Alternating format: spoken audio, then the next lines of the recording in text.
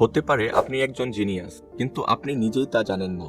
আপনি হয়তো ভাবছেন, আমার পরীক্ষায় নাম্বার কম আসে, আমি দুনিয়ার অলস, আমি আবার জিনিয়াস হই কি করে।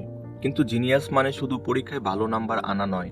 জম্বিদের মতো ঘন্টার পর ঘন্টা পড়ালেখা করেও ভালো নাম্বার আনা সম্ভব। কিন্তু জিনিয়াসের মিনিং সম্পূর্ণ অন্য জিনিস। ভিডিওটা শেষ পর্যন্ত মনোযোগ দিয়ে দেখুন এবং নিজেকে ভালো করে যাচাই করুন। হয়তো ভিডিওটা শেষ পর্যন্ত আপনি জানতে পারবেন আপনিও একজন জিনিয়াস ব্যক্তি। সম্প্রতি বিজ্ঞানীরা মানুষের মাঝে এমন কিছু লক্ষণ চিহ্নিত করেছে যা থেকে নিশ্চিত করা যায় কোনো ব্যক্তি জিনিয়াস কিনা। আমি যে যে লক্ষণের কথা বলবো সবগুলো নিজের সাথে ভালোভাবে মিলিয়ে দেখুন। চলুন একে একে সেই সকল সায়েন্টিফিক লক্ষণগুলো জেনে নেই। প্রথম লক্ষণ হলো রাত জাগা। জিনিয়াস ব্যক্তিদের ব্রেন সবসময় ব্যস্ত থাকে, কিছু না কিছু করতে চায়। তাই বেশিরভাগ জিনিয়াস ব্যক্তিদের ক্ষেত্রে ইনসোমেনিয়া অর্থাৎ ঘুম না আসার সমস্যা দেখা যায়। ইতিহাসের বেশিরভাগ জনপ্রিয় জিনিয়াস ব্যক্তিদের ক্ষেত্রেই ইনসোমেনিয়ার সমস্যা ছিল, যেমন নিকোলা টেসলা, যে হার্ডলি 1.5 থেকে 2 ঘন্টা ঘুমাতে পারত। তাই আপনি যদি অন্যদের তুলনায় বেশি রাত পর্যন্ত জেগে থাকেন তাহলে কংগ্রেচুলেশন। দ্বিতীয় লক্ষণটি হলো অলসতা। এটা আপনার বিশ্বাস করতে কষ্ট হলেও মানুষের ব্রেন নিয়ে সায়েন্টিফিক গবেষণায় প্রমাণিত হয়েছে জিনিয়াস ব্যক্তিরা এভারেজ ব্যক্তিদের তুলনায় অলস হয়ে থাকে।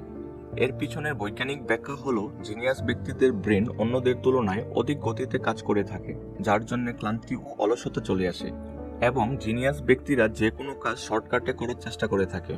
আজকে আমরা টেকনোলজিগতভাবে এত আধুনিক হতে পেরেছি কেবল সেই সকল লেজি জিনিয়াসদের কারণেই। আরেকটি সাইন হলো লেস সোশ্যাল হওয়া, অর্থাৎ মানুষের সাথে কথা বলতে মিশতে সমস্যা হওয়া।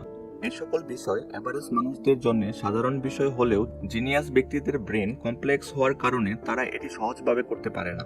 বারবার সায়েন্টিফিক গবেষণায় এটা প্রমাণিত, ইন্টেলিজেন্স পিপলস আর লেস সোশ্যাল। মিলিয়ে দেখুন আপনার সাথে লক্ষণগুলো মিলছে কিনা। ঘুমানোর আগে ওভার থিঙ্কিং হলো আরেকটা বড় লক্ষণ।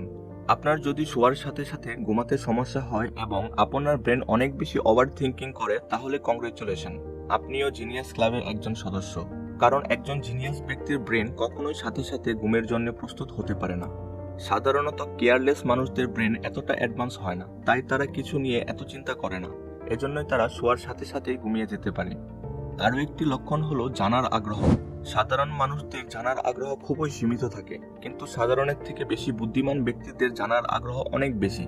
যদি আপনার সবকিছুর বিষয়ে জানার আগ্রহ অনেক বেশি থাকে তাহলে এটা একটা জিনিয়াস সাইন, কারণ আপনার ব্রেনের নিউরনের ঘনত্ব অন্যদের তুলনায় অনেক বেশি।